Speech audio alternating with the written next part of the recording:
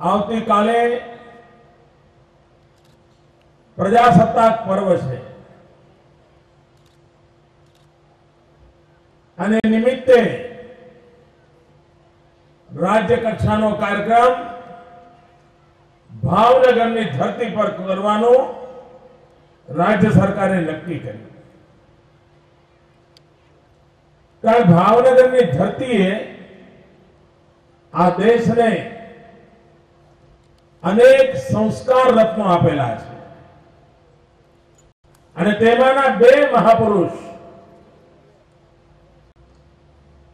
પ્રજાવત્સલ રાજવી કૃષ્ણકુમારજીની શતાબ્દી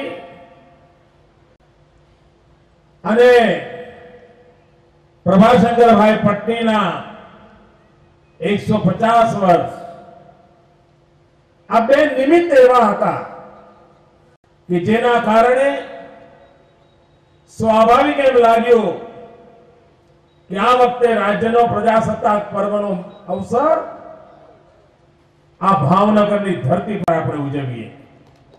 જે દેશની માતૃશક્તિ સામર્થ્યવાન હોય છે, અગર ઘેર ઘેર જીતા માતા હોય તો ઘેર ઘેર શિવાજી આપોઆપ આવે।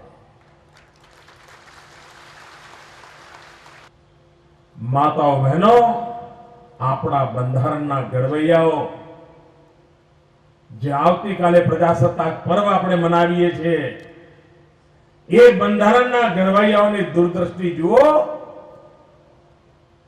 કે પ્રજાસત્તાક પર્વ નિમિત્તે પ્રજાસત્તાક વ્યવસ્થાનો આરંભ થયો પહેલા દિવસથી જ આ દેશમાં મતનો અધિકાર જેટલો પુરુષનો હતો એટલો જ સ્ત્રીને પણ આપવામાં આવ્યો।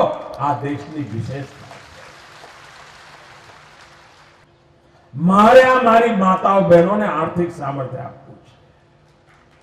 ભાઈઓ બહેનો, દુનિયાને ખબર નથી હિન્દુસ્તાનનું આખે આખો કૃષિ વ્યવસાય, હિન્દુસ્તાનનું આખે આખું પશુપાલન આ દેશના અર્થકારણમાં સૌથી મોટું યોગદાન આપે છે એ માત્ર ને માત્ર ભારતની માતાઓ બહેનોના ભરોસે ચાલે